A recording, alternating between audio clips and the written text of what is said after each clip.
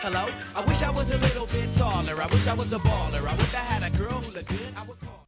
Hello and welcome to the SC Ballers Q&A podcast ahead of round 19. I'm your host and coach of the Terrace crew, Matt Ricks. Joining me tonight to answer all your questions, it's coach of the Haas-Beans, current top 1,000, I think, still just hanging on the top 1K. Yep. It's Jono. Jono, welcome to the SC Ballers Q&A, mate. Thanks for coming along. Mate, good to be here. Don't like the hanging on. I'm well and truly entrenched, mate, in the That's 700s. I've been in there for a while. I don't think hanging on's fair to say. Feeling Red very arrow, well primed. Red arrow. It's been 3 red arrow weeks in a row, but Yep. they're little red arrows. It's like 40 spots here, 40 spots there. But, mate, I'm going really well. Very deflated after last night's State of Origin game. I am in Sydney recording from my dad's spare bedroom, and I fully expected to be wearing my New South Wales 13-plus jumper, bragging, coming onto this pod, and it is not to be. No, it was a very disappointing night for Blues fans last night. Disappointing as well for the Ballers. Young GI not crossing the stripe for the Mark Hughes Foundation, but it was a very proud night for the Ballers in the sense of that Young GI played so well, Jono. Geez, he had a good game. A rough first 10 minutes for Young GI, and then he kind of adjusted to the pace and was just off to the races after that. Set up Coates for a beautiful try there. The last 5 minutes when the game was clearly over, all I wanted was a Young GI try to finish off the game. Not to be. But, look, I think it was fantastic. I love Young GI. Shibasaki is a cult hero. Love the Baller boys getting behind him, and it's become bigger than Baller. It was great to see. What's your take on the Blues, mate? Like for the next year, Laurie, is he going to survive? Like I just, the way that he looked after the game, I don't know. Like I don't want to call him a loser, but he's just got loser energy. So you won't call him a loser, but then you'll just say it in a different way. No, it was very stark when they cut to the sheds at half time, and Billy was animated and fired up and feeding it to the boys, and kind of cut to little mopey Laurie sitting there. Matt, there's a chance that your coaching credentials are more qualified for New South Wales because you're a SuperCoach top 10 coach. I think that on paper might be a better resume than what Laurie's putting out there.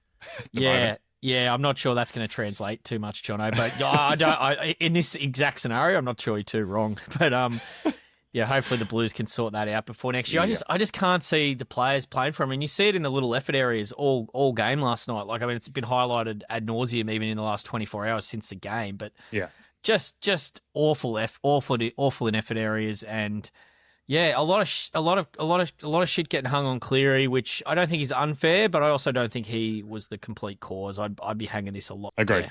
Yeah, he had a poor game, Cleary. I want to see him and Moses back together. Game 1, when those two were together, it looked really good. I just want to see that combo. I will say I think this is the worst series loss that New South Wales has ever had. Like even through the run of the 8 straight, the Queensland one, I can't remember like having won game 1 so well, and like with the expectation of the team, like every single game they were overwhelming favourites to win, and for them to be 1-0 up, heading to Perth and then to Sydney, it's just it's an embarrassment, to be frank. And I can't believe I'm getting this fired up about it. I can just hear our Queensland listeners enjoying every second of this. So well done to Queensland. And let's get on to the questions, Jono. We've got the watch along tomorrow night. Don't forget, with the NRL Physio, myself, Tubes, and the Fizz for Sharks v Dragons. It's going to be a lot of fun. We're live streaming on all the SC Ballers platforms, YouTube, Facebook, and X. And the Physio will be doing the same on his channels. So make sure you check out one of those. It's going to be great fun. We're going to be chatting SuperCoach and injuries. It's just going to be a lot of fun. Baller.live, you've heard it all before, but LLR.live. Sign up for the Run Home Challenge. We'll talk a little bit about that tonight, but plenty going on there. Lots of new features. Go and check us out. All right, Jono, let's get straight into it. And first question tonight comes from Jace Coley, good friend of the show up there in Queensland, a proud member of the local council up there, I believe, in Capalaba. How long should we wait before bringing in any New South Wales Blues players into our SuperCoach sides? What's the expected recovery time from broken hearts? I don't think we need the NRL Physio for this one, Jono. No, it's how can you measure a broken heart? But it was tough. And I was saying to the people I was watching the game with last night, actually, I think my brother Cracker said this one, you can never go into a series now being confident again for the rest of your time as a New South Wales fan. And Matt, the only one that springs to mind, sorry to say about, you said the worst series loss ever, that 2020 series loss that kind of forgotten about because it was that weird COVID year after the NRL Grand Final. But they beat us with Corey Allen at fullback and Brenko and Edric Lee as the right edge. But I still haven't recovered from that one, to be honest. This is worse. I think in time this one's going to get worse just because of how good our side was at the start of the series. True. We did have a few injuries at the back end, but still, anyway. Look, Jace, to answer your question, I know it's a joke and all that, but blah blah blah. But I've like Dylan Edwards was one of the most popular spoken about guys at the start of this week, and he obviously didn't have an amazing game last night. I thought he was far from the Blues' worst, but he didn't really ignite anything. People are down on him today. I've noticed in a few chats that I'm in as an option. I wouldn't be putting the pen through Dylan Edwards from a Supercoach perspective based on last night. Not based on last night, but I wouldn't have. I don't think he was a great option anyway. But it's not because of last night. It's because I didn't like him. Look, to answer Jason's question from my perspective, I'll save exactly who I'm trading in for the end of the pod when we talk trades. But I'm bringing in 2 New South Wales Blues players into my team this week, so I'm hoping that the recovery time is very short, and that if anything, fires them up to come out to their club sides this week and really perform. High levels of bounce back ability, as they say. Reg Reagan on Twitter asks, Watson v Grant as hooker for the run home. This is the pertinent question on everyone's lips this week. It's a good week to trade at hooker with Sandon Smith out of the Roosters squad entirely. Riley Smith still suspended, so few people to sell. Tommy Starling on the bye. What's your take, Jono? It's a tough question. It's actually one that I myself am facing this week. I am going to be bringing in one of those guys this week. I'm watching Origin. I will be shocked if Harry Grant backs up. We've had no news other than Cam Munster confirmed to not be backing up. We haven't had any real news coming out of Origin yet, but Grant was absolutely immense in that game, and I just don't see why they would play him in what should be a pretty comfortable win when they've got some good players there. So if you need someone for this week and Grant is ruled out, obviously that pushes Watson to the top of your list. If you don't need anyone this week, you could wait a week.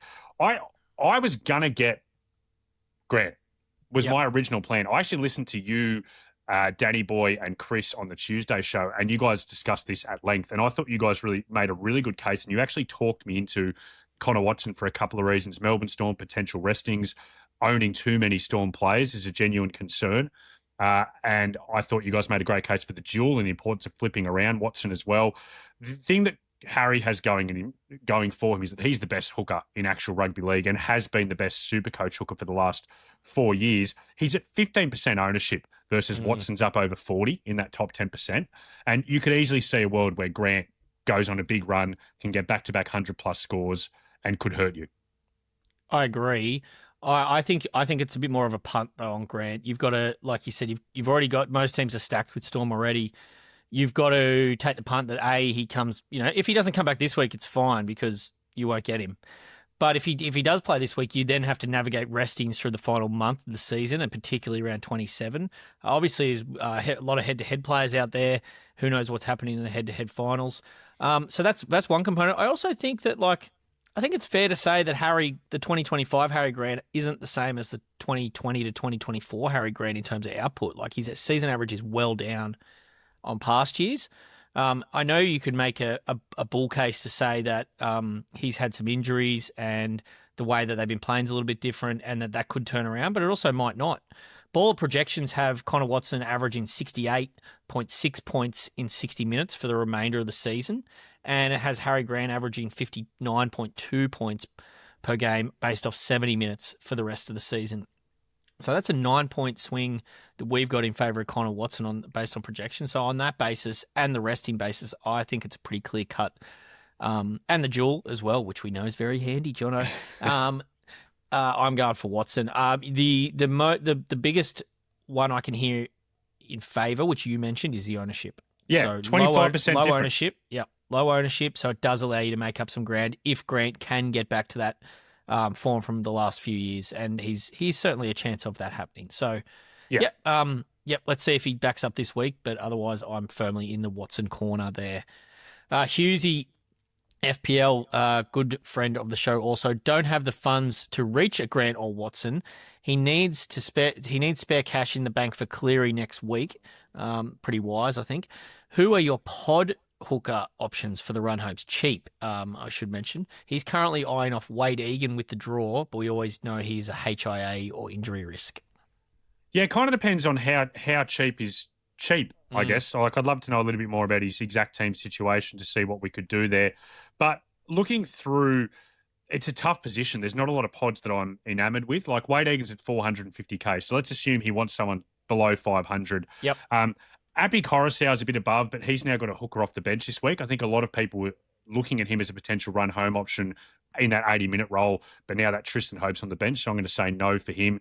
Even Egan himself has been losing minutes a little bit with Tomato Martin off the bench, or sometimes Sam Healy off the bench, still generally sitting above 65 minutes and has had some 80-minute games in there. But that would a little bit concern me because Tomato Martin's going to play minutes, and that probably is going to lean towards Egan having a rest at some point. Looking at a real pod, speaking of New South Wales heartbroken players, Reece Robson, 490K. That's massive unders compared to what he has been in the past. I think he has try-scoring potential in him as well, does have a pretty good running game at times. So him as a pod at 490K, I don't mind. The other one I'll chuck out there is Irish Kurt Donahue, who is a dual position player. I was a little bit concerned. I'm an owner. I was a little bit concerned he was going to be named 5'8" this week with Cody Nikorima going down, but he's back at lock. And the one game he's had since being named at lock where he hasn't had to cover other spots, he played a 60-minute combo role between hooker and lock, and his output was very nice.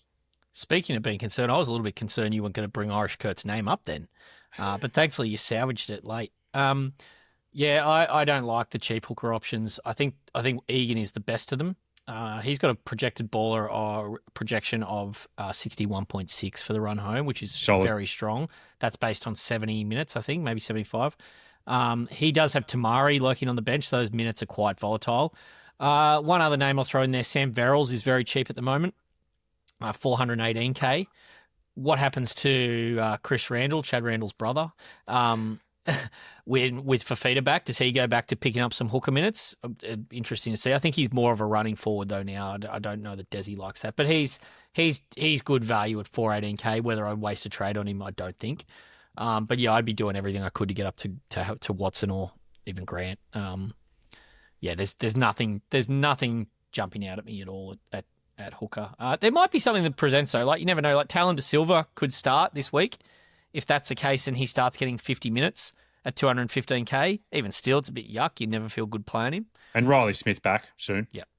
So, yeah, that's probably it. It's haven't really helped you there, Hughesy, but best of luck. Front row forward, Gaz 14. He's got about 16 numbers in there, but g'day, Gaz. He's asking Haas in for Tarpany or Hosking. I would trade Hosking. I'm trading Tarpany this week, so just a caveat that I don't think he's a perfect hold. I think there's a lot that could go wrong. We spoke about it on the snap, and I know you guys spoke about it on the Tuesday pod about minutes being a real concern for Tarpany. He would have only played 22 on the weekend if it wasn't for the Dragons making that comeback. I think Ricky's going to try and nurse him through to try and go on a big finals run. But the problem with Hosking is I think that he completely loses his starting role at some point. We cannot forget how good Matty Nicholson was for the Raiders and that he was the preferred option to Hosking. Where is Matty Nick? Playing. He's injured. He's due back in about round 23, I believe, is the expected time frame, 22, 23. So I would be concerned, especially with trades being pretty scarce coming into this back end, that if you hold Hosking and then Nicholson comes back, that might be another trade you need to make. So I would rather hold Tarpany for that reason. What do you think, Matt? Yeah, I'd be same boat. I also might sell Tarpany this week. I think he'd be fine as a backup when you don't. Like there is a chance his minutes do turn around.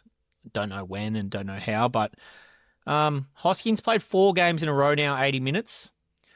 Yeah, I don't know. I'm really torn on that one. I think I'm not going to ever feel comfortable running Tarpany out ever.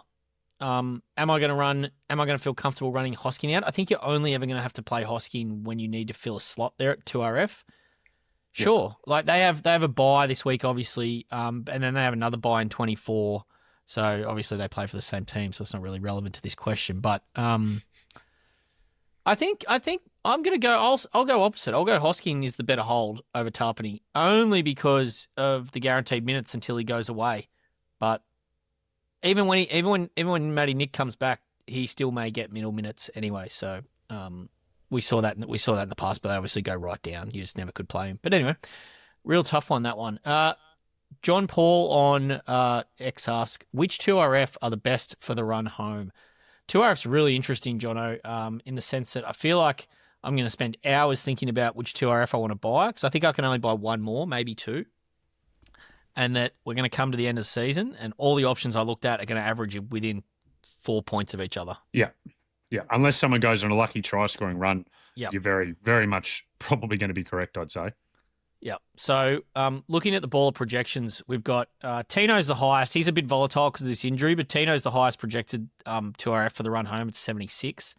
Then you're looking at Clark 74, Yo 72, Katoa 72, Crichton 72, Preston 70, and Dylan Lucas 71. So, sorry, 72. So, like, you can throw a blanket over that cohort. Hudson Young is the outlier. He's 77 projected for the run home. Osteitis pubis, I don't know. I kind of want it. The narrative now is that Hudson's injured. I spoke to the physio the other day about this. He's like, I don't like it, man. He's been dealing with it all. He's had it all year, but it's obviously now gotten progressively worse, and he's going to have to keep dealing with it. He's also at risk for minutes for a rest at some point with Canberra pretty firmly entrenched in the top four. So yeah, I like Crichton. I like Yo. I like Aaron Clark. I still think Aaron Clark's great value. You just never going to let you down. He's got a very firmly established role in the team. So yeah, I'll throw my hat in with Yo, Angus Crichton, and Aaron Clark. I hate to be boring. That's the exact three that I was going to highlight. Like assuming that John Paul has Eli Katoa, assuming that he has Keon Kaloamatangi, like assuming he's got those absolute guns from those lesser-owned players, I actually completely agree with you. The other one that I'd just be keeping my eye on as a super pod is David Fifita. Like if he can get back a starting role with the Titans, how fun would it be to own him on the run home as a pod when other people can't bring him in due to lack of trades? And he is the kind of guy, you were saying they could all average within 6 points of each other. If you get a fully fit and firing David Fifita, not even fully fit, give me 80%. If you have David Fifita playing 80 minutes, he could blow that average right out of the water and be the best second row forward in the run home. So that's the one I'd watch. He's also playing for a contract now.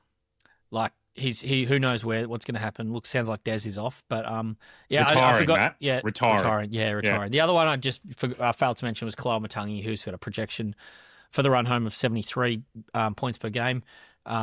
He's obviously in almost all teams and is probably not going anywhere unless you're really, really desperate. The SC Lass out on X doing great work. The SC Lass, big fan of the ballrs. With Munster and LKT at 5'8", is it worth downgrading LKT to someone else after his 18 last week if Munster doesn't play, which we now know it's been official that he's going to be rested from the Storms game against the Knights. I have plenty of trades and 2 boosts. She's head-to-head focused, she mentions. I am a clear yes on this one. I'm assuming that she's not planning on upgrading eventually. Clear yes. I just think the SC Lass, it doesn't seem like she's going to upgrade. It seems like she wants a cheaper option. So assume that's what she's going with is a cheaper second run home 5'8". Yep. I think absolutely you trade LKT while you can. Those 18s, it's unfortunate for owners like yourself, Matt, because last week when you needed him, he didn't step up. I kind of thought maybe those 18s were a thing of the past. He had improved his base as it had gone on, but then last week was a real disaster. There's a couple of options I really like. Tanner Boyd's a really well spoken about one this week. He's available for 329K. He'll goal kick for the Wars, and obviously they've been looking good this year, so he should bank pretty good points through there. He doesn't have the most SuperCoach friendly game in terms of what his base is. He's not one of these halfbacks who's going to rack up base points. He's going to rely on those goal kicks and attacks.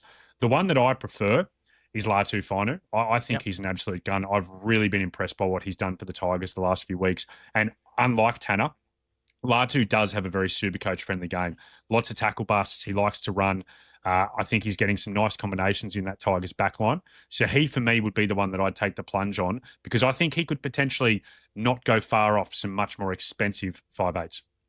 You mentioned LKT. I needed him last week. I'll give you the red hot tip, John. I need him even more this week. Oh, you do? He's going to be filling in for Munster, and I don't think I can make a trade at 5'8", unfortunately. So, yeah, if you're listening, Lycan, come on, buddy. The new king. Mate, Latu Fainu, interestingly, and Tanner Boyd, having run the numbers, both have a run-home projection of 56 points per game. It's pretty good. It is, yeah. So not too bad. Both good value. What I will say is I'm with you. I like Latu better. Better job security. Mm-hmm. Tanner has Tamari Martin for competition. So if it doesn't go right for Tanner for a week or two, they're in top 4 contention still. I think they could move him on.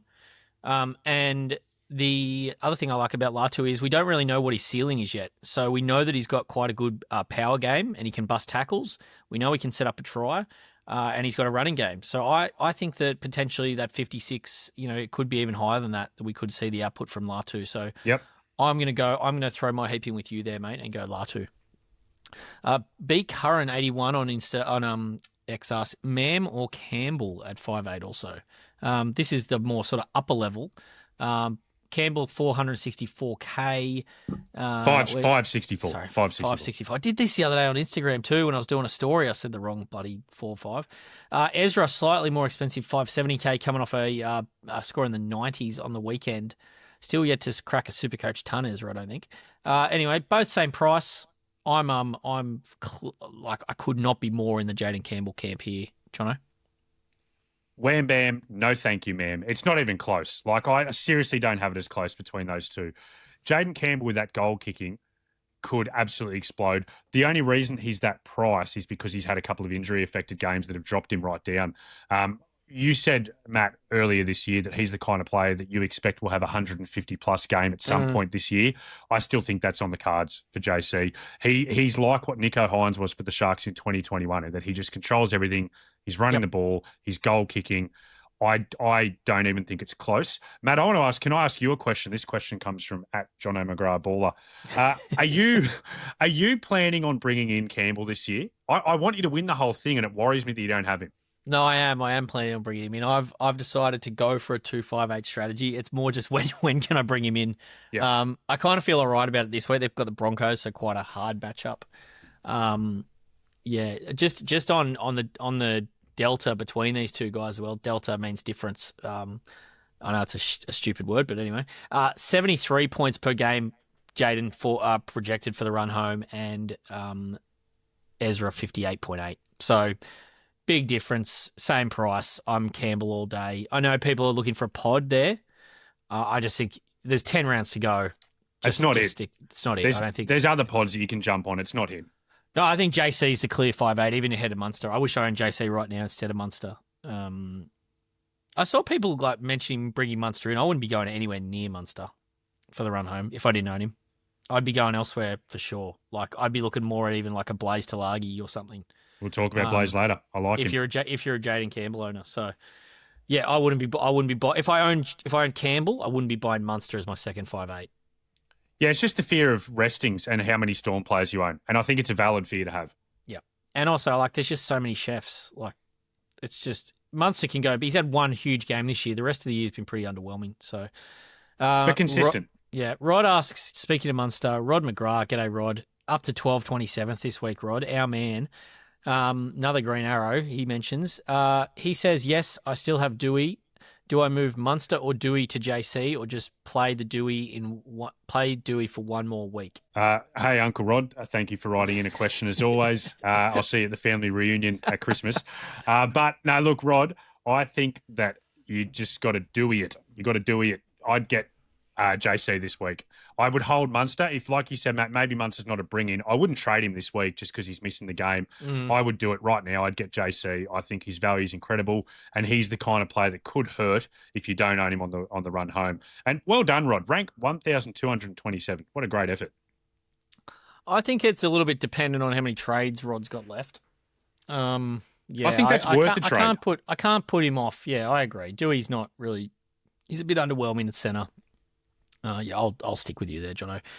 Let's get down now to a few centre wing questions, Jono. And Maxi Bryden writes in a bit of a head-to-head focus question. Can your projections tell us which centre wings will score the most between rounds 23 to 26 for head-to-head finals? Now, we're at this time of year, Jono, where head-to-head is becoming very, very relevant.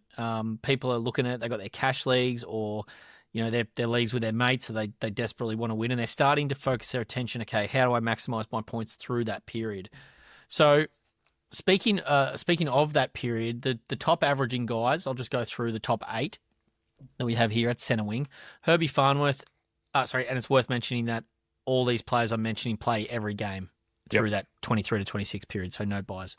Herbie, 84, Zach, 84, Ruben, Garrick, 77, Jacob Kiros 76, Lehigh Hopewadi 75 at fullback, Val Holmes 72, Dane Gagai 71, Dylan Lucas 71. So the surprising one that comes up on the projections there for me, Jono, is Gagai with the goal kicking. So the Knights have a bit of a dodgy run at the moment, but they kind of get through that for head-to-head finals and it picks up a bit. Gagai's base plus power has still been really strong this year. Anything to you jump out there? I mean, it's a bit of a list of the who's who of the centre wing. No, not too many surprises. You know what? I want a centre wing pod for the run home. I'm a Tallis Duncan owner who doesn't plan on keeping him for the entire run home.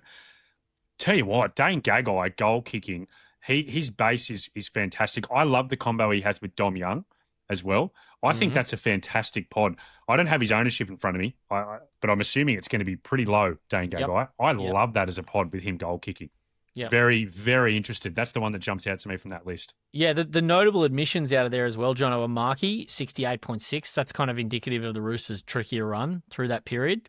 And then Brian To'o, interestingly, who is projected to average well on the run home at 73, but for that period of head-to-head finals, his projection comes down 3.5 points to 69.5.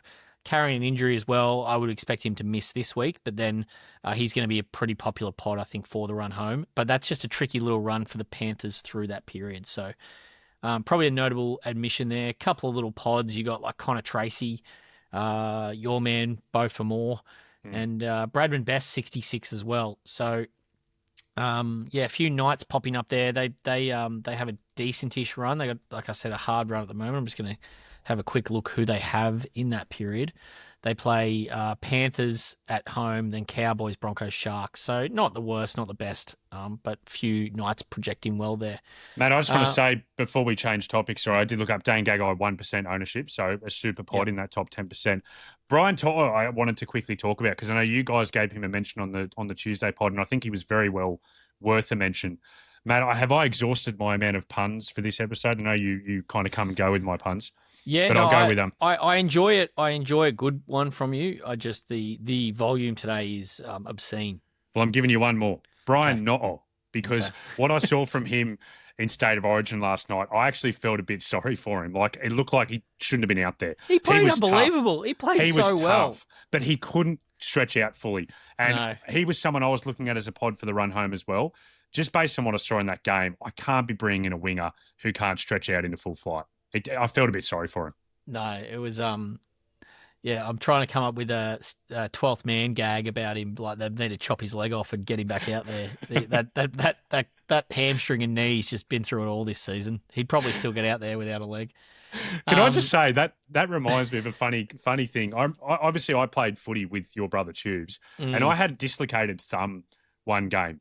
And I had to go to hospital to get it put back in. I was a big wuss, needles, happy gas. They had to do everything.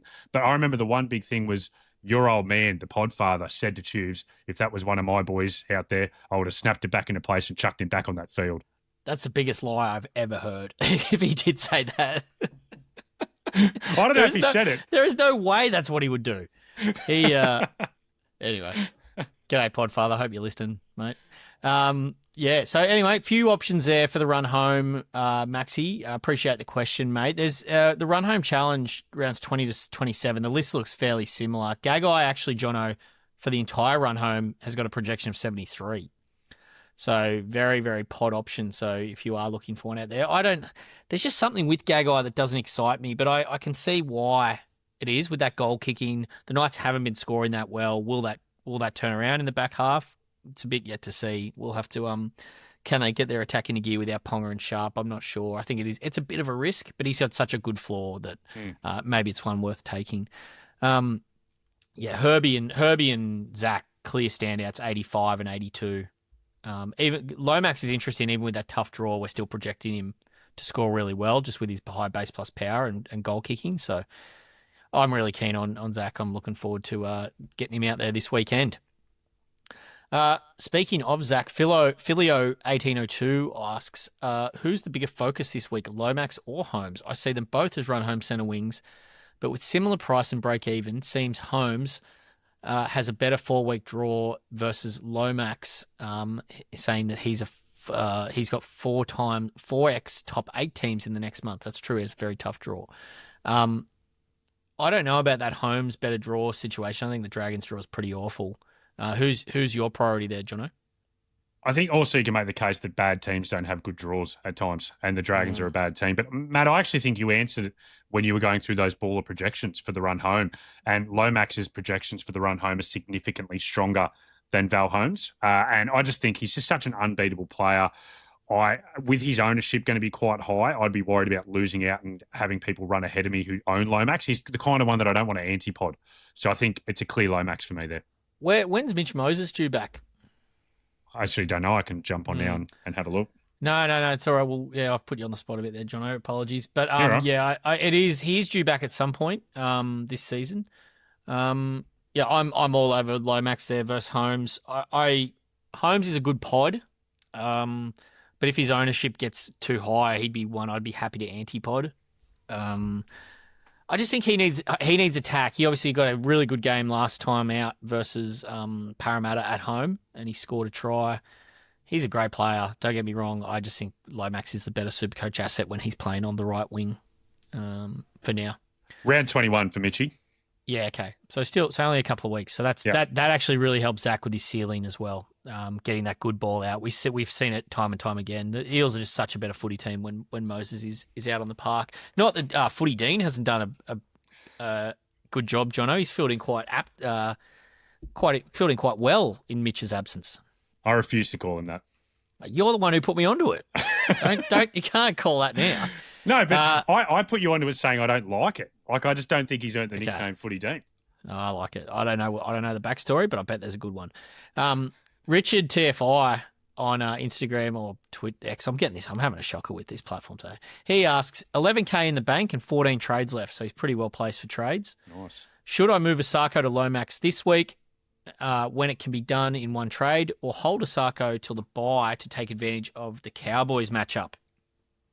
I'd make the move. I like that Richard's given us some good context for his team here, because I think Osako is a fine hold for the rest of the year. Like, he's been doing a really good job. Dolphins are on fire. But like I mentioned before, not owning Lomax is one that actually scares me a little bit. So if Osako is my only way to get to Lomax, yes, I think it's worthwhile. What do you reckon? Yeah, I'd be holding that trade. Even though he's got 14 left, you can probably leave Osako for this week and next and then look to trade him out in 21. I don't think Osako... I mean, you can hold Osako, but depends how much cash he's going to lose and what value you can get for him in round 21. But they've got the Warriors away in 22. That's always a hard match for wingers. Followed by the Roosters, the Chooks, Manly at Brookvale, Titans and Raiders to finish. So it's a pretty tough run in for Osako. I'd be happy to move him on then. I think holding him for the next 2 weeks is fine. And then you also get Lomax. You'll get Mitchie Boy back as well, hopefully after that, around that period. So I'm going to say hold off on that trade for now, and then you can really put the foot down, Richard, with trades beyond that. If you do want to make it, though, it's also not a bad move. Eds asks, Talagi or RTS? So a couple of pods there. Concerned that the Warriors struggle due to no Metcalf. Pretty fair concern, that, Jono. Yeah, look, I think they're two of the teams that sneakily... A lot of people don't own too many Penrith players or Wars players, and they are two of the teams that do have some of the best runs home of anyone in the NRL left for the season. The Penrith draw, if you're looking at Blaze Talangi, they go Eels this weekend, then they go Souths, Tigers, Titans, Knights. Then it gets a little bit tough. They go Storm, Raiders, Dogs. Then they finish the year with the Dragons. Now, the problem with that draw is the Storm, Raiders, and Dogs games, if you are a head-to-head player, that is weeks 2, 3, and 4 of your head-to-head comp. So maybe not an ideal time to own Blaze, but if you're an overall player, I love it. For Roger with the Wars, they go Tigers, Knights, Titans, Finns, Dogs. Then they have Dragons, Titans, Eels, Sea Eagles for the run home. That's an incredible draw that the Warriors have. My gut tells me Blaze. I just think that Penrith hunting for potentially even trying to push for a top 4 spot, depending on how the Wars go with no Luke Metcalf and the Dogs maybe spiralling. I think the Blazers looked really impressive, and I like his chance of getting big attacking stats for them. Where are you landing? Yeah, I mean, I'm neither here nor there on these guys. They're not really on my radar. Like I was looking at Roger the other day, and he's got a base plus power across the season, and then 3 round and 5 round 2 in the low 40s, which is pretty suboptimal for a surprising. A premium center wing guy. So I'm kind of a bit off Roger. I was a bit keener. I thought those numbers would be a bit more robust, let's say. Blaze, I like from a draw perspective, taking a flyer on that. Like, Blaze is a guy who you just might see pop out and average 80 over that month, which should be obviously excellent. Yeah, So I'll go Blaze with you, mate. I mentioned that tough draw that Blaze has 3 weeks in a row. He's also potentially a player matchups guy. He's likely to be your 6th centre wing probably if you're bringing in Blaze. So you just might not even bother playing in those 3 weeks with your team depth, and it might not matter. Correct. Sammy McAllister asks, "Hey lads, would love to hear your thoughts on Tommy Jenkins. Obviously been a very popular guy, Milky, in SuperCoach this year.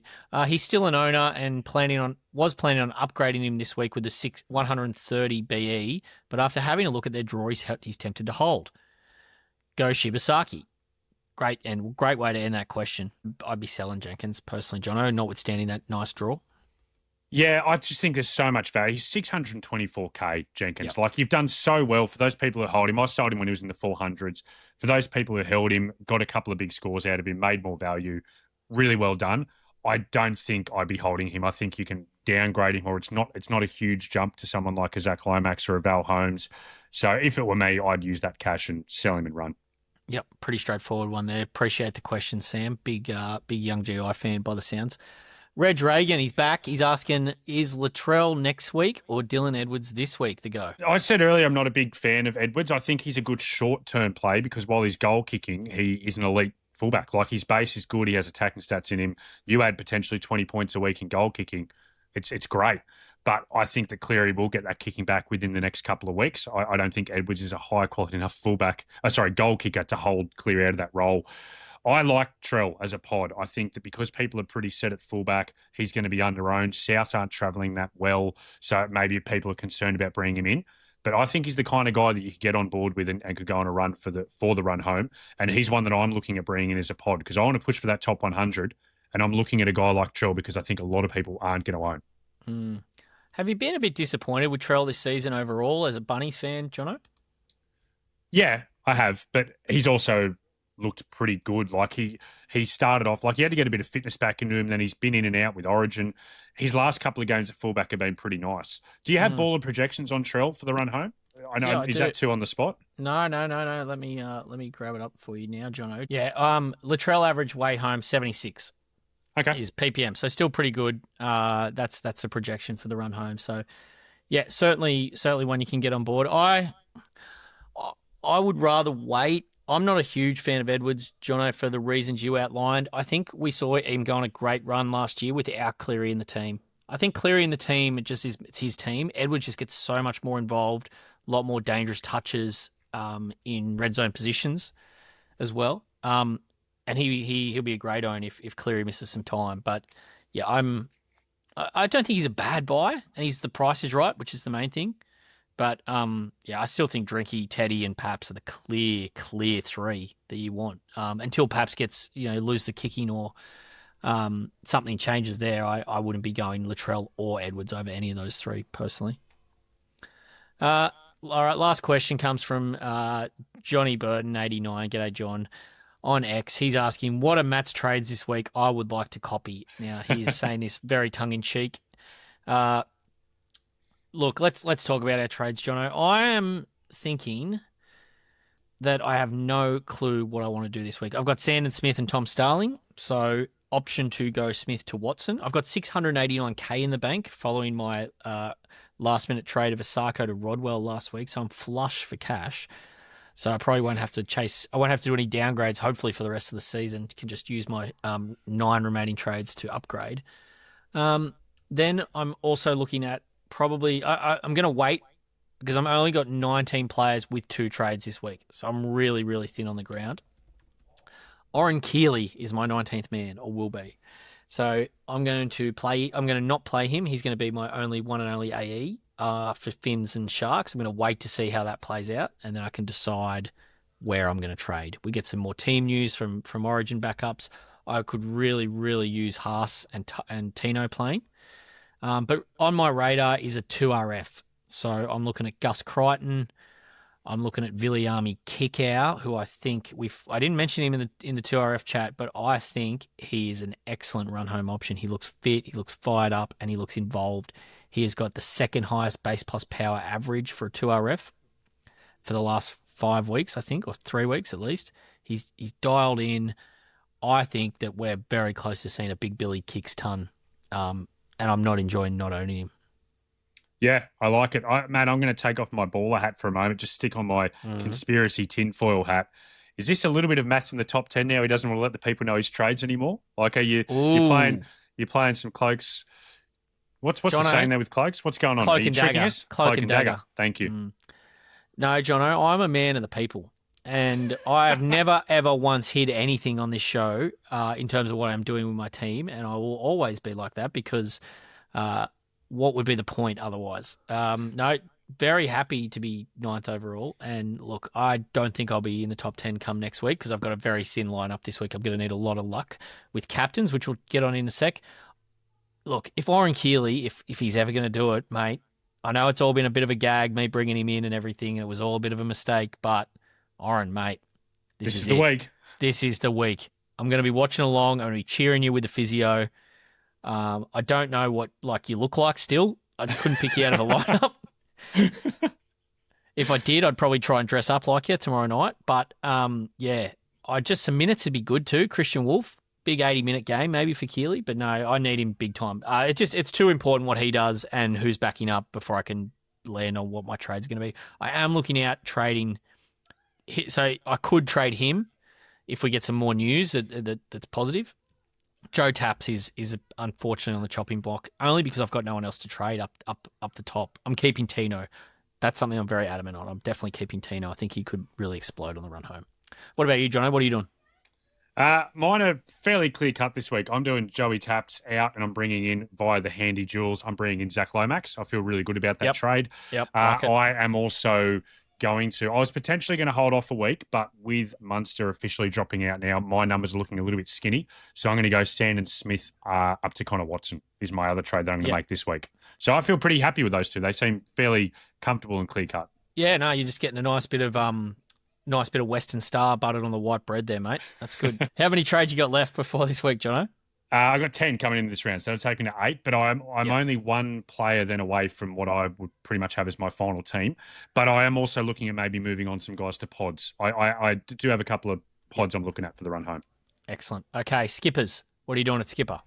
Skipper this week, I think you're not going to like this, Matt, because my VC is going to be Ryan Pappenhausen. I understand coming back off this calf tightness. I actually think that's going to put a few people off him, which is why I'm going to take a flyer on him as my VC because I think it'll be lower than what it would be on a normal week, and I'm willing to take that risk. And part of the reason I'm willing to take that risk is because the security blanket of Teddy, that nice little warm blanket, it's back. They're playing the Dragons. I feel really comfortable taking on a flyer on Pappenhausen at lower VC numbers than usual because I'm so confident that Teddy's going to do a great job against the Drags. This is the first time I've ever seen this, but Teddy is both the most captained and most vice-captain player this week in the top 10. 62% captain at time of recording and 23% vice-captained. So everyone's on board. Paps, 19%, second highest vice-captain selection at this stage. And who's the other highest captaincies then, if people are on the VC? Paps, so second highest captaincy is Herbie, 13, then Terrell May, 7, and Kiraz. Can you give me a Kiraz for me, Jono? Kiraz, he's 3% captain. So, I'm going with Pod VC, Jono. Now, I'm doing this for a few reasons. His name is Sir Nicholas Hines of Cronulla. Now, Nico has a baller projection of 82 this week, I believe, or thereabouts. They play the Finns. They're off the bye. Lots been said about this Cronulla team. This is their week to stand up. The Finns have been leaky. Even though they've been scoring well, they've shown they can ship points. Saw that against the Bunnies, your lot, a few weeks ago, Jono. They shipped, I think, 30 or 28. I just like this fixture for Nico. I think he's going to stand up. It's a huge, huge, huge game for Cronulla. We might not see Hammer out there. The Finns have been playing so well, and there's no reason to think they won't. But Cody Nikorima misses out now, so they got Sean O'Sullivan in there, son of Peter. I like the fixture, and he's a pod vice captain. So I'm going to do that. I think it's low risk with Teddy so highly captained. Paps is a great vice captain still. Like if he turns up, then it's just Newcastle's a little bit of a tricky fixture still. Like, doesn't mean he won't go big, but it's got a ball projection of 85, so it's pretty tight. I'm just going to go with the pod VC. The other reason I'm doing it is we're doing the watch along, and that is going to be a lot of fun cheering Nico. Hopefully, I don't kill him. Yeah. Sorry, hopefully, I don't unalive him. The algorithm won't like that chat otherwise. The curse will not continue, Jono. We kind of got through it last week, I reckon, but we'll have to see. I like that you're at the point where unaliving is the word, and you've cottoned on the millennial pause recently as well. Yeah. I just like you're getting up to this 40-year-old man on TikTok stuff. You're getting used to all these things now. It's becoming I irrelevant. I don't feel 40 at heart, Jono, so that's the main thing. I still feel like a young man. That's the way you got to live your life. I selfishly don't want Nico to go that well this week because I'm one of those people who have to make a decision out of Nico and Jerome Hughes. I still have I'm being fluid. I have no idea what I want to do. But if Nico is to come out and go poorly this week, I could see myself giving Nico the flicko. So I wouldn't mind him having a bad game so that it kind of gives me an excuse to push him out. But I hope for your sake, obviously you're the man I want to cheer for the run home because you're sitting in that top 10. I hope for your sake he kills it. Yeah. Yep. I really could use a big Nico ton just for vibes. Just for everything, and it's kind of a free loop, like I mentioned this week, because I'm potentially not gonna have enough players anyway. So, yeah, I'm keen. Let's get around it. Teddy captain, easy one, clear captain this week.